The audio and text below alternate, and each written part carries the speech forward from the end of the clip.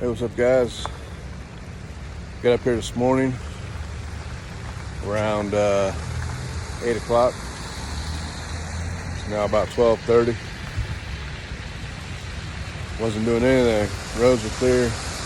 Weather was great, as you can see.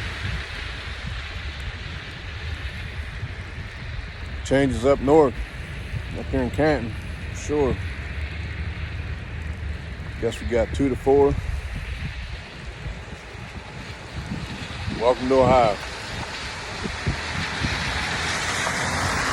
Sucks leaving my daughter up here like this. Man.